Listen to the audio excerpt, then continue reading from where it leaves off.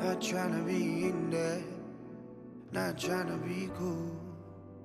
Міне достар, көзді ашып жұмғанша жаңа маусым басталып та кетті. АПЛ, Лига 1, РФПЛ сияқты ірі топ чемпионаттар басталып, командалар алғашқы ұпайларын жинай бастады. Дәл қазір көпшілігіміздің көкейін өте көп сұрақтар қатты мазалап тұрған айқын. Сондықтан келе жатқан ірі матчтер мен жалпы маусымға шағын болжам жасап көрейік. Арнамызға жазуды ұмытпаңыздар. Ал біз бастаймыз.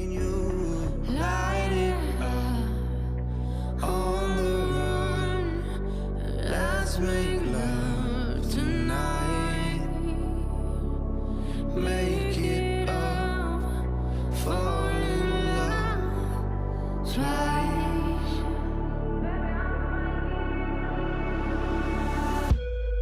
But you never be alone. I'll be with you from dusk till dawn. I'll be with you from dusk till dawn. Baby, I'm right here. I want you when things go wrong. I'll be with you from dusk till dawn. I'll be with you from dusk till dawn. Baby, I'm right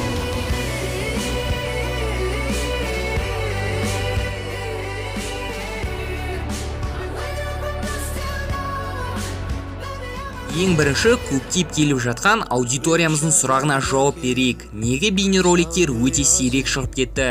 Достар, YouTube әлемінде ірі каналдың авторы болу үшін өзіңе белгілі бір шектеулер тізімін құрап, сол шектеуден шықпауға тырысу керек. Сол шектеулерінің бірі каналда тек орынды, сапалы және қызықты контент салу болатын. Егер мен сіздерге қызықсыз әрбір керексіз тақырыпқа бейнеролик шығара берсем, мойындаңыздар, сіздерді де жалықтырып жіберем емес пе? Сондықтан белгілі бір себептерге байланысты, уақытша YouTubeға уақыт жетпеуге байланысты тек қызықты көрініс жинайтын бейнероликтер. Және де достар, бұның бәрі уақытша. Келешекте бейнероликтерді жиілеп шығаруға уәде береміз. Кеше ғана Барселона мен Севилья арасында Испания суперкубогының финалы өтіп, каталондықтар жеңімпаз атанды. Барлық Барселона жанкүйерлерін шын жүректен құттықтаймыз. Матчқа келсе, кездесу Марокконың Гранд Стад де Танжер алаңында өтті. Есепті Севилья бірінші ашқанмен екінші таймда Пике мен Дембеленің голы матч тағдырын өзгертіп кетті. Жаңа қабылданған ережелерге сәйкес Испания суперкубогының матчтері бір ғана кездесуден және Испания территориясында өтпейтін болды. Осы жеңістермен каталондықтар Реалды ресми жеңген кубоктары бойынша әзірге басып озды. Барселонада 90, Реалда әзірге 89 кубок.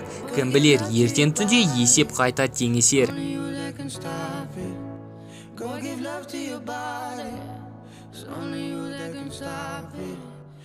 Уақытымның аз болғанына байланысты УЕФА суперкубогының финалына арналған превьюді осы бейнероликке сыйғыза салуды жөн көрдім. Реал мен Атлетико 16 тамыз күні Эстонияның Таллин қаласының Алекок аренада кездесетін болды. Сөзсіз Роналдудың жоқтығы Реалға қатты әсер етеді. Дегенмен Лопетегидің жоспары бойынша Реал контратакалық футбол емес, позициялық футбол көрсететін шығар. Диего Симеоне бұны ескере екінші нөмірмен ойнайтын болар. Матчтың маңыздылығы мен Реал мен Атлетиконың бәсекелестігін ескере, Реал ойыншыларына допқа талас кезінде өте мұқият болу керек. Себебі Атлетико Европаның өте лас ойнайтын командаларының бірі. Матч кезінде стримге шығу керек пе, жоқ па, комментарияға жазыңыздар. Ал біз жалғастырамыз.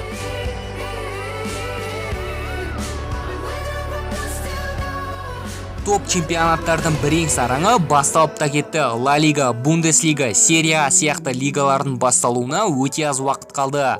Ал ағылшын премьер лигасы мен Франция чемпионаты басталып, командалар алғашқы матчтерін өткізіп келеді. АПЛдың бірінші айналымы МЮ мен Лестердің матчынан басталып, Арсенал мен Ман Ситидің кездесуімен аяқталды. Турниралық кестеге қарап, әзірге бірдеңе деуге келмейді. Себебі бұл тек бірінші тур ғана. Лига 1-ге келсек, тура сол жағдай. Осы суретке қарап, марсельдік жанкүйерлер армандап жатқан болар. Дәл қазір осы чемпионаттардың біріне де болжам жасау өте қиын. Кем дегенде 1-2 айдан кейін ғана бірдеңе деуге келер. Ал қазір тым ерте. АПЛда үмітімді азда көпте Ливерпуль мен Ситиға беремін. Серия Ада Ювентус Наполи, Лига 1-де ПСЖ Монако, Бундеслигада Боруссия Бавария, ал Ла Лигада сөзсіз Барселона Атлетико Реал. Бұны болжам деп айтуға келмейді. Қазір айтып жатқаным қарапайым ғана нәрсе.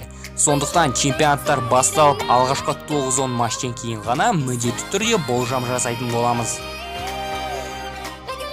Чемпиондар лигасы жайлы бірдеңе деуге әлі де ерте, себебі әлі квалификациялық матчтер аяқталған жоқ. Осы жылғы фавориттер кестесінде мен үшін Реал болғанымен нейтралдық көзқараспен қарасам, 4-ші рет қатарынан жеңеді деп ойламаймын. Ал жанкүйер ретінде әрине міндетті түрде сенетін боламын. Ювентусты сөзсіз фаворит дейтіндерге дауа жоқ. Бір Роналдуды алып, чемпиондар лигасының нөмір 1 фавориті болу мүмкін емес. Реалдың қатарынан 3 рет жасаған триумфына Криштианудың үлесі зор, бірақ ол жалғыз ойнаған жоқ. Бұны да ұмытпайық. Барселона, Бавария, Манчестер Сити, Ливерпуль бұлардың бәрі фаворит. Сондықтан әлі топтық кезең басталмай жатып, ештеңе айта алмаймыз. Кім білет, осылардың бірін Европа лигасы көтіп тұрған болар. Жылда сондай бір сенсация болады ғой. Арнамызда міндетті түрде чемпиондар лигасынан да, топ чемпионаттардың да жеңімпаздарына болжам жайлы бейнероликтер шығатын болады. Тек сәл ғана күту керек. Жай ғана трансферлермен біреуге чемпиондықты болжау қате болар. Сондықтан ертеңгі финал мен қалған лигалардың басталуын күтейік достар. Ойларыңызбен өз болжамдарыңызды комментарияға міндетті түрде жазыңыздар. Біз бәрінде оқып шығамыз. Келесіде кездескенше достар. Футбол бірінші орында.